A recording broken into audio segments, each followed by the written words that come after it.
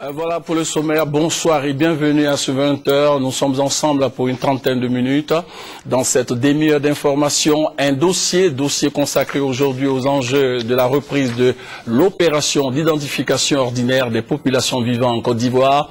Le dossier de la rédaction dans une vingtaine de minutes.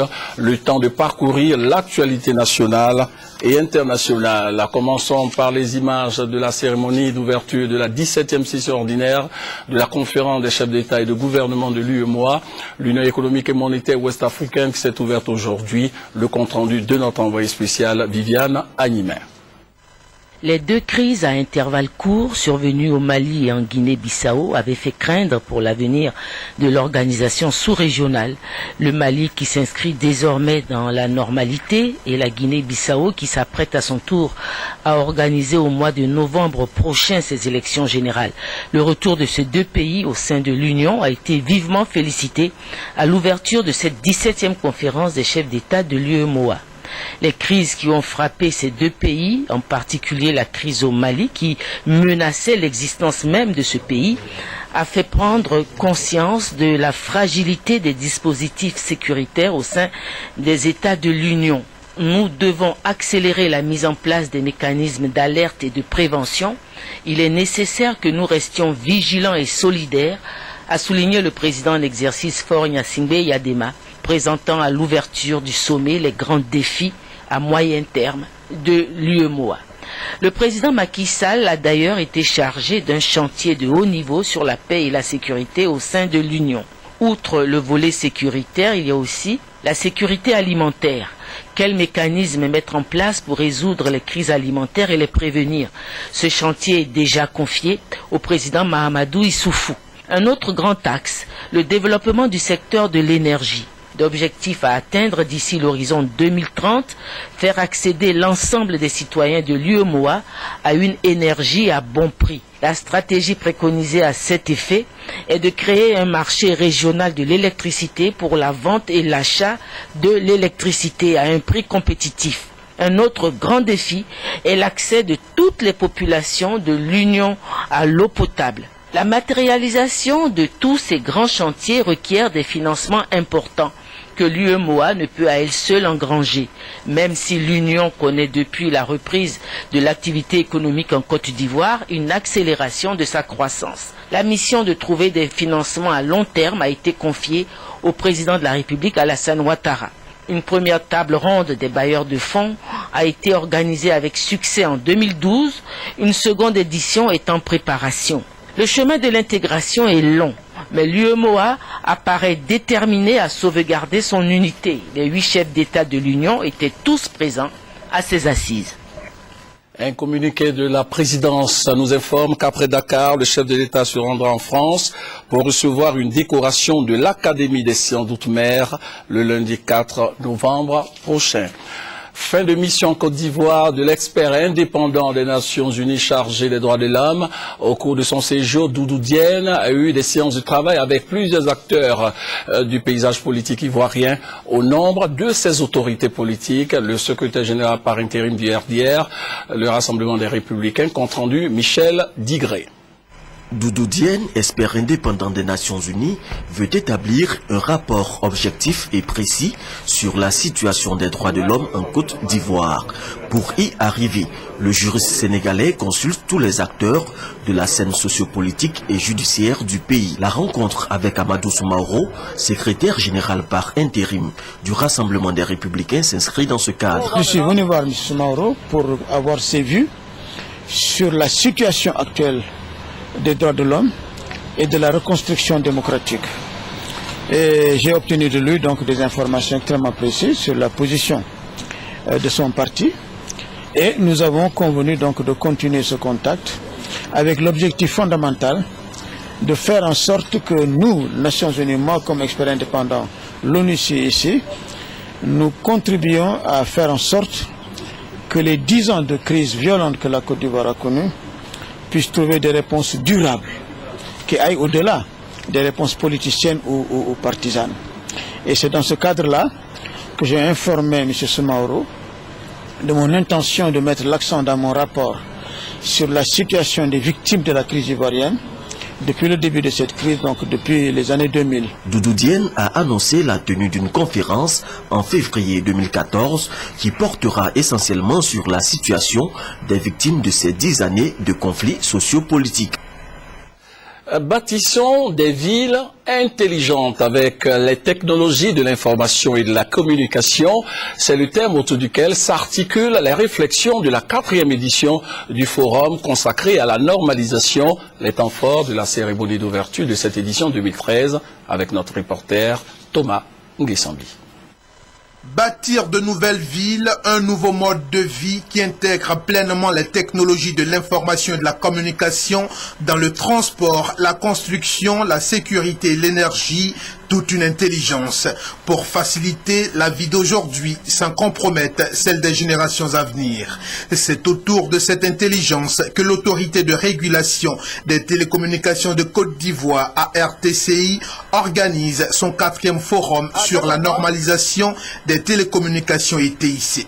Lorsque vous allez parler de transport, si vous introduisez les TIC, ça vous permet d'avoir un autre type de transport plus moderne. Les TIC vont permettre d'accélérer tout un processus. Et pour que nous ne fassions pas les choses au hasard, il faut suivre un certain nombre de normes. Le thème du forum « Bâtissons les villes intelligentes avec les TIC » revêt un intérêt particulier pour les gestionnaires de villes et communes ivoiriennes. Il faut simplement adapter nos villes aux contraintes nouvelles. Il nous appartient en tant que gestionnaires locaux de les intégrer dans nos perspectives de développement de proximité pour faciliter la sécurité, pour faciliter les loisirs, pour faciliter l'accès à l'instruction, à l'éducation. Donc les villes intelligentes, ce ne sont pas de nouvelles villes à créer, mais c'est des nouvelles villes à adapter au développement de nos pays. 48 heures, c'est le temps que se donne le forum qui fait appel à la contribution de l'Union internationale des télécommunications UIT pour produire des recommandations sur la construction de villes intelligentes en Côte d'Ivoire. Le reste de l'actualité avec tout d'abord cette rencontre organisée au Burkina Faso, rencontre initiée par la CEDEAO sur la gestion de la pêche dans la zone. La délégation ivoirienne était conduite par le ministre chargé des ressources animales et halieutiques. Kwasi Adjoumani s'est particulièrement intéressé à la pratique de l'élevage au Burkina Faso. Le témoignage de Hugues Hervé-Blé. C'est dans la commune rurale de Koubri, au Burkina Faso, que le ministre Kobenan Kwasi Adjoumani est allé à la découverte des infrastructures soutenues par le ministère des Ressources animales burkinabé. Le ministre des Ressources animales et halieutiques de Côte d'Ivoire l'accompagnait. Le ministre des Ressources animales burkinabé, Jérôme Oudraogo, a d'abord découvert l'usine de fabrication d'aliments pour bétail. Également visité le site d'élevage de bœufs. Les animaux ici produisent 20 litres de lait par jour. Dernière escale du ministre Kobenan Kwasi Adjoumani, le site d'élevage de poulets. Dans le cadre de la lutte contre la pauvreté, 7020 jeunes ont été recrutés, concernés par ce programme d'agriculture traditionnelle améliorée, essentiellement des femmes, qui reçoivent chacune coq et poule. Une femme, un coq, 10 poules. Et il semble qu'en l'espace d'une année, ce sont plus de 200 volailles qui sont vendues. Et je crois que c'est une façon aussi de tuer la pauvreté et de créer des richesses dans les milieux ruraux. Nous partons édifiés par l'expérience que nous venons de voir. Le ministre des Ressources animales et halieutiques, Kobenan Kwasi Adjoumani, est reparti du Burkina Faso avec plein d'idées et la ferme volonté de renforcer la coopération avec le Burkina Faso dans le domaine des ressources animales. Retour donc ici en Côte d'Ivoire. Depuis plus de 2 semaines, la circulation sur l'autoroute du Nord se fait dans un seul sens au niveau de l'axe Jesco-Sengrobo pour raison de travaux de réhabilitation. Les panneaux de signalisation qui réglementent la circulation ne sont pas respectés par certains usagers. Le constat a été fait par l'OSER, l'Office de sécurité routière. Résultat de graves accidents. Doigt des lasers nous en parle. Yopougon, la brigade autoroutière de Jesco transformée en cimetière de véhicules. Des centaines de personnes ont perdu la vie dans ces véhicules froissés. La cause, le mauvais dépassement sur l'autoroute du Nord, où une seule voie est utilisée dans le double sens pour des raisons de travaux de réhabilitation. Selon l'Office de sécurité routière, plus de 20 accidents de circulation ont été enregistrés depuis le début des travaux. Et cela à cause du non-respect du code de la route par les usagers. Vous voyez là, vous voyez ce dépassement, vous voyez, regardez, vous voyez 2 camions, le risque qu'on a failli avoir d'avoir une collision frontale entre 2 poids lourds. Seulement parce que l'autre camion qui est devant lui, le bleu qui va là, il le trouve là. Et il le dépasse alors qu'il y a un autre véhicule qui arrive. Ouais, l'autre a été obligé de ralentir, de lever un peu le pied pour lui permettre de passer. Mais c'est de justesse qu'on a évité la catastrophe. Si les usagers adaptent leur comportement à l'environnement dans lequel ils sont, je suis sûr qu'on peut éviter les accidents de la circulation ou les ramener, en tout cas très proche de zéro accident. Les travaux de réhabilitation se font depuis le corridor de Yopougon jusqu'à Saint-Grobo, à environ 128 km d'Abidjan. Ces travaux qui ont démarré il y a environ 2 semaines vont durer 2 mois. Les usagers de ce tronçon devront donc éviter la vitesse en vue de préserver des vies humaines. On en vient maintenant à ce démantèlement de 2 gangs coupeurs de route et braqueurs de véhicules de luxe. De grands bandits qui opéraient régulièrement dans le district d'Abidjan et sur l'autoroute du Nord. Ces braqueurs ont été interpellés. Ils avaient en leur possession plusieurs armes et munitions. Le témoignage de Abou Sanogo. Les gangs Kassama, Beni et Koulibaly Mamadou sont aux arrêts. Ils sont spécialisés dans les attaques des véhicules de transport en commun, notamment les cars, les mini-cars et les véhicules personnels sur l'autoroute du Nord, précisément sur l'axe Abidjan-Elibou-Sikensi. Ce sont des coupeurs de route. Les investigations menées par l'unité d'intervention de la police nationale appartenant à la direction de la police criminelle ont permis la saisie d'un RPG, de 2 pistolets automatiques, de plusieurs munitions, de 3 fusils et de plusieurs roquettes. Le gang à Koulibaly Mamadou, spécialisé dans le braquage des véhicules de luxe, a été appréhendé à Yopougon-Jesco. Le premier que vous avez vu est un gang spécialisé dans le vol des véhicules 4x4, des gros cylindrés. Il y a un juriste qui a été attaqué à Angré et nous avons mené des investigations jusqu'à retrouver les bandits au niveau de Yopougon. À la suite d'une filature, ces bandits ont ouvert le feu sur la police. Et au cours de ces échanges, l'un des malfrats a été atteint mortellement et l'autre a été pris. Le deuxième groupe, c'est un groupe de coupeurs de route, comme on les appelle communément. Fort des informations récurrentes, des attaques qui se perpétraient sur la voie, sur cet axe-là, nous avons amené nos éléments au niveau de Sikensi.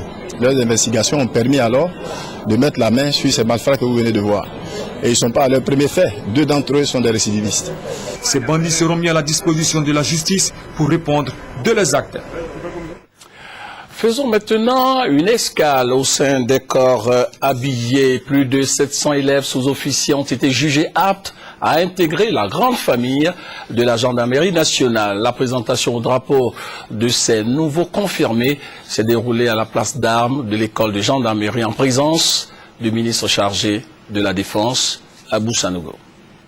L'école de gendarmerie d'Abidjan dans ses nouveaux habits. L'établissement a fait peau neuve. Il offre désormais à ses élèves un cadre propice aux études.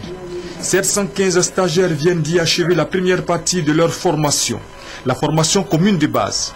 Ils sont présentés ce jeudi au drapeau, couronnement de 120 jours d'intenses efforts physiques et moraux. Ces stagiaires sont désormais membres de la grande famille de la gendarmerie nationale dont ils devront préserver l'image, a dit le ministre chargé de la Défense, Paul Kofi Kofi. Au cours de votre carrière, que nous espérons longue, vous verrez certainement de bons et de mauvais exemples. Il faudra éviter le racket et les comportements répréhensibles.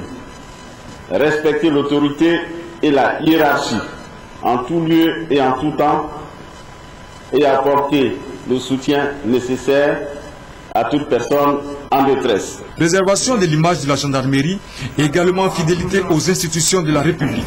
C'est la recommandation du commandant supérieur de la gendarmerie nationale. Élèves sous-officiers de première année, vous avez choisi la gendarmerie nationale. Sachez que cela induit une lourde responsabilité.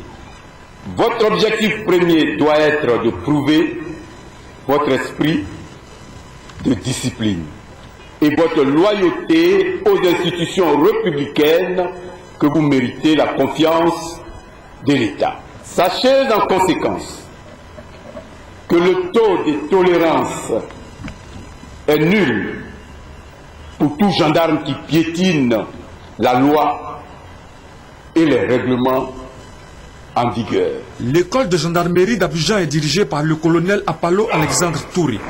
La cérémonie de présentation au drapeau de 715 nouveaux gendarmes s'est achevée par un défilé de troupes aux ordres du chef d'escadron Kwaku Edo Guillaume, commandant en second de l'école de gendarmerie d'Abidjan. Je vous l'annonçais dans les titres, la poliomyélite, maladie invalidante, le cas de Patrice qui est victime de la poliomyélite 14 mois après sa naissance. Il a aujourd'hui 46 ans. Il est titulaire des masters en gestion des ressources humaines. Comment vit-il dans son environnement? Quelles sont les difficultés qu'il vit au quotidien? Quel est son message à l'occasion de la campagne de vaccination contre la maladie, la poliomyélite? Les réponses à ces interrogations avec Delphine Gla.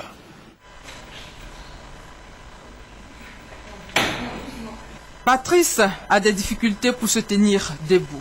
En fait, il est une victime de la polio. La poliomyélite, maladie invalidante, est évitable par la vaccination. Patrick, malheureusement, n'en a pas bénéficié dès son enfance. Son histoire. 14 mois après ma naissance, c'est que là, c'était quand même à près de 600 km. Et lorsque ma mère, elle arrivait à Abidjan pour le vaccin, c'était un après-midi où toutes les maternités étaient déjà fermées. Et la sage-femme qu'elle a rencontrée lui a demandé de passer le lendemain matin. Et c'est la même nuit où j'ai fait 40 de fièvre. Et le matin, on me sort, j'avais les 4 membres paralysés. Patrice a 46 ans. 46 ans de souffrance. Il a du mal à vaquer à ses occupations et à prendre part à des moments de loisirs. Son quotidien est bien difficile. Diminué physiquement, je n'arrive pas à faire comme tout le monde. Dans le cas même du travail, il y a eu des situations où en fait, je me suis rendu compte que c'était pour mon handicap que en fait, je n'ai pas été retenu. Ça fait que quelquefois, on déprime et on se pose des questions.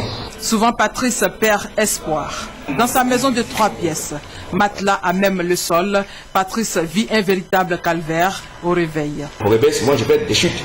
Donc quand c'est fort, on entend au salon. En 2 ans, 3 accidents. Le pied dans le plâtre. Le cas de Patrice doit faire école. Il invite les parents à faire le geste qui sauve. Aujourd'hui, ils ont une chance d'avoir des vaccins à disposition à tout moment. Il faudrait qu'ils puissent en profiter et mettre les enfants à l'abri. Il faut que les familles acceptent de façon spontanée de faire vacciner les enfants. Un vaccin n'est jamais de trop. La goutte salvatrice s'impose pour tous les mômes. Le 3e passage de la vaccination contre la polio. La campagne démarre ce vendredi. La cible, les enfants de 0 à 5 ans, et ils sont plus de 7 millions. Depuis juillet 2011, aucun cas de poliovirus sauvage n'a été détecté sur l'ensemble des districts sanitaires de la Côte d'Ivoire. La Côte d'Ivoire est plus que jamais sur la voie de l'éradication de la poliomyélite. Mais la vigilance doit toutefois être de mise. Parlons maintenant du bégaiement, ce trouble de l'expression verbale qui affecte le débit de la parole. Le bégaiement, il faut le savoir, peut avoir des répercussions psychologiques et sociales graves chez la personne affectée. Ce handicap est une réalité ici en Côte d'Ivoire. 1% des adultes dans le monde souffrent de bégaiement. Des précisions avec Christelle Muna.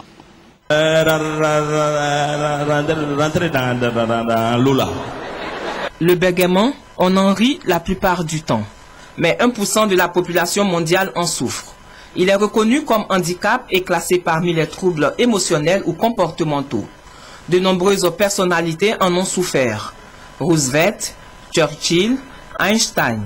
En Côte d'Ivoire, l'un d'entre eux, Kadjim, artiste reconnu, a vécu les souffrances et traversé les obstacles liés à ce handicap. Les enfants sont criés, donc on moquerie des autres qui trouvaient en cela leur unique façon de se venger de toi, même les plus grands aussi. Et puis les gens n'ont pas toujours la patience de t'attendre, c'est beaucoup de frustration. Ce trouble peut être favorisé par un contexte affectif difficile ou un événement familial particulier. Plusieurs méthodes permettent de traiter le bégaiement ou à défaut de mieux le contrôler. L'orthophonie, les produits pharmaceutiques ou des méthodes alternatives insistant sur la relaxation et la respiration. En Côte d'Ivoire, à défaut de prise en charge réelle, chacun sa recette. Mais je me suis entraîné à parler seul haut, à lire à haute voix. Pour moi, le remède suprême, c'était chanter, parce que quand tu chantes, tu ne bégayes plus. 75 à 85% des personnes dans le monde atteintes de bégaiement sont des sujets masculins. Dans quelques instants, le dossier du jeudi, dossier consacré ce soir aux enjeux de la reprise de l'opération d'identification ordinaire des populations vivantes en Côte d'Ivoire, le dossier de la rédaction dans quelques instants. L'Église protestante évangélique de Côte d'Ivoire n'est pas contente de la diffusion de la série télévisée qui a pour titre « Illusion perdue ». Les pasteurs de cette église se disent tout simplement indignés par l'attribution du titre de pasteur à l'acteur principal du téléfilm. Il est bon de préciser que le pasteur, acteur principal, joue un rôle d'escroc et de féticheur. Un rôle qui provoque des grincements de dents au sein de la commission protestante évangélique de Côte d'Ivoire. Herman Yamé. L'illusion semble vraiment perdue pour le téléfilm Illusion perdue. Diffusé tous les dimanches sur RTI 1, ce téléfilm pourrait ne plus être diffusé. En tout cas, c'est le vœu des pasteurs de Côte d'Ivoire. Ils se disent indignés de l'attribution du titre de pasteur à l'acteur principal du téléfilm.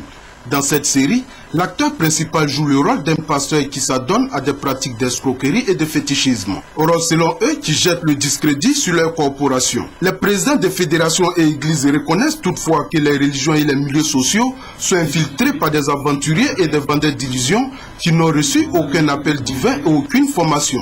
D'ailleurs, indique-t-il, pour assainir les milieux, une vaste opération d'identification des pasteurs et lieux de culte a été lancée depuis 2 ans. On n'a pas besoin d'être forcément pasteur pour servir Dieu. À tous les niveaux où le chrétien convaincu de sa foi, né de nouveau se trouve, il peut toujours témoigner de Jésus-Christ. Alors je voudrais vous dire merci pour votre présence ici massive et vous inviter encore une fois de vous faire identifier. Voilà, de vous faire identifier pour que nous sachions qui sont ces serviteurs de Dieu, pour qu'ensemble nous puissions travailler, nous puissions prier pour notre pays. À ce jour, 7112 pasteurs sont officiellement identifiés. Les présidents de fédérations et églises invitent la population et l'administration à exiger des individus se présentant comme pasteurs la nouvelle carte d'identification pastorale. Des prières ont été dites au cours du dernier hommage rendu ce jeudi à l'ex-présidente nationale de l'UFPDCI, l'Union des femmes du PDCI RDA, décédée le 15 octobre dernier. Madame Dao Koulibaly Henriette Salimatou a été inhumée ce jeudi, les temps forts de ses obsèques avec Chantal et Ouma. Celle que toute la Côte d'Ivoire pleure aujourd'hui a été pendant 10 ans présidente des femmes du PDCI RDA. Henriette Salamatou Dao Koulibaly s'est surtout distinguée par son travail bien fait, l'amour de son prochain, le don de soi, d'où ce vibrant hommage que lui a rendu sa famille politique. C'est ce jour-là. Le PDCI saura garder la mémoire de votre maman, une femme de devoir, tombée au champ d'honneur, les armes à la main. Henriette Dao est cette partie, mais la classe politique féminine souhaite que son œuvre soit entretenue et développée.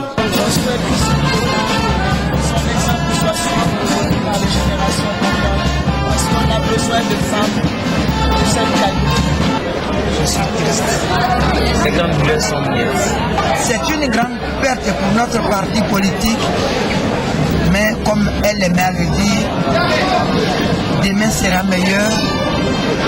Elle nous a laissé une belle image d'elle. Pour toutes ses grandes qualités, sa famille politique l'a décorée à titre posthume à la dignité de grand officier dans l'ordre du Bélier. La médaille a été remise à sa fille aînée, comme pour lui dire que sa maman n'a pas vécu inutile. Henriette Dao Koulibaly, fille de Mamadou Koulibaly, compagnon de lutte de Félix Houphouët-Boigny, repose désormais au cimetière de Williamsville.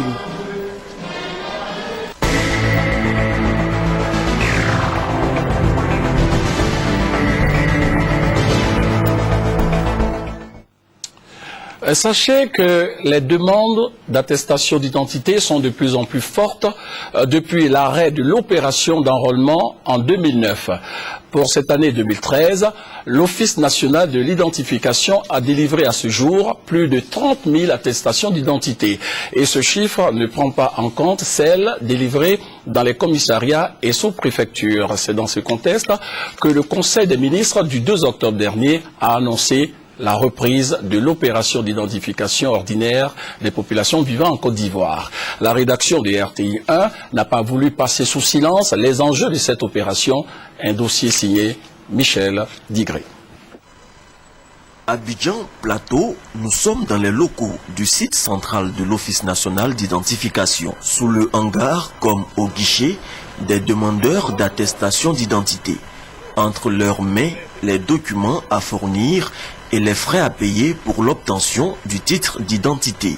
Je suis venu présentement ici pour établir mon attestation d'identité, puisque l'ancienne est expirée et je dois renouveler pour pouvoir faire plusieurs d'autres documents avec. Je dois faire des demandes dans les sociétés, on me demande de faire certaines pièces, donc c'est ce que je vais faire. On va pas dire ce que j'avais là, c'est périmé, donc il faut maintenant ça pour subvenir de me renouveler.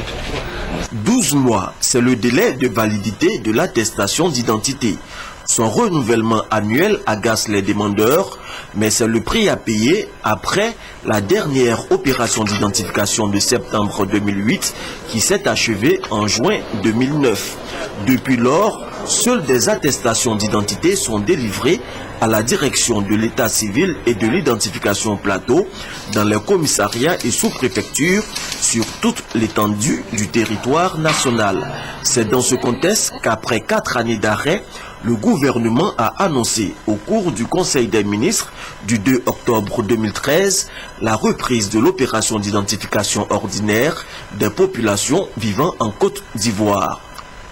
Au titre du ministère d'État, ministère de l'Intérieur et de la Sécurité, et cette communication autorise l'Office national d'identification ONI à démarrer l'identification ordinaire des Ivoiriens et des personnes vivant en Côte d'Ivoire. L'opération se déroulera selon le mode opératoire de l'identification ordinaire. Nous aurons des équipes fixes dans les chefs-lieux de département et de sous-préfecture qui seront chargées de rencontrer les pétitionnaires. Les équipes mobiles, ça sera dans les villages.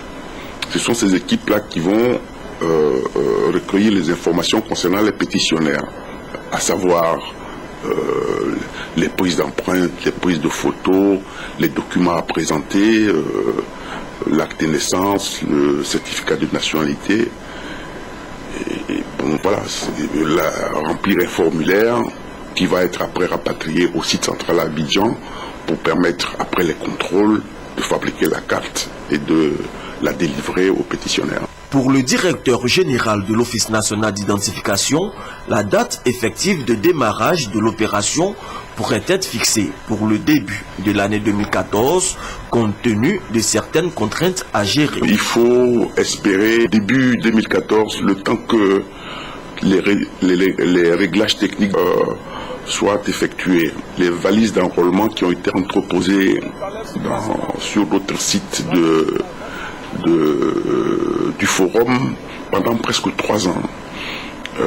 Vous savez vous-même que vous avez des portables avec lesquels vous téléphonez. Si les batteries ne fonctionnent plus, on ne peut pas s'en servir. Donc les batteries des valises d'enrôlement sont hors service. Il faut les remplacer. Ça demande du temps. Toutefois, l'ONI mettra à profit les 3 mois à venir pour être prête à la date qui sera indiquée. La direction générale a diligenté une mission sur le terrain, au niveau des 31 régions, n'est-ce pas, de notre territoire national. Des locaux ont été identifiés. Et depuis que le Conseil des ministres s'est prononcé favorablement en ce qui concerne cette opération d'identification ordinaire, nous sommes en train de nous préparer pour repartir sur le terrain et finaliser, en ce qui concerne les locaux, finaliser avec les propriétaires. L'opération d'identification concernera également les non-nationaux hors CEDEAO en ce qui concerne les cartes de résidents pour les séjours de plus de 3 mois sur le territoire ivoirien. Seront également pris en compte les Ivoiriens de la diaspora. Ça permettrait certainement aux personnes qui n'ont pas pu être enrôlées, non seulement de le faire et puis d'avoir leur carte d'identité aussi. Et puis s'il y a des possibilités de correction, parce que c'est qu'il y a des erreurs aussi souvent, et ça pose problème. Donc des possibilités de correction de ces erreurs-là aussi au niveau de la diaspora, je pense que ce sera assez salutaire là-dessus. Les dossiers qui fâchent seront également réouverts à l'occasion de cette opération d'identification. Il s'agit de la liste grise de 601 332 pétitionnaires, des 47 798 rejets techniques et des 55 000 ajournés. Des dossiers qui, selon les responsables de l'ONI, auront un traitement spécial. L'opération d'identification de 2008 avait permis d'enrôler 6 636 263 pétitionnaires. 5 205 072 cartes d'identité avaient été distribuées, soit un taux de réalisation de 88,24%. Reste théoriquement à ce jour 693 654 cartes d'identité qui continuent d'être distribuées au site central de l'ONI au Plateau et dans les chefs-lieux de sous-préfecture à l'intérieur du pays. Voilà, le dossier de la rédaction signé Michel Digré. Comme annoncé dans les titres, en Italie, plus de 100 personnes ont été secourues ce jeudi au large de l'île italienne de Lampedusa. Rappelons que plusieurs candidats à l'immigration ont trouvé la mort récemment au large de cette île italienne. Et puis, à Dakar, il y a eu l'ouverture de la 17e session ordinaire de la conférence des chefs d'État et de gouvernement de l'UEMOA, l'Union économique et monétaire ouest-africaine. Donc, l'ouverture a eu lieu ce jeudi en présence du chef de l'État, le président Alassane Ouattara, président en exercice de la CEDEAO. Les crises dans la sous-région ouest-africaine étaient à l'ordre du jour de cette session ordinaire. Fin de ce journal, merci de nous avoir suivis. Bonne suite de programme sur RTI 1, mais surtout, portez-vous bien.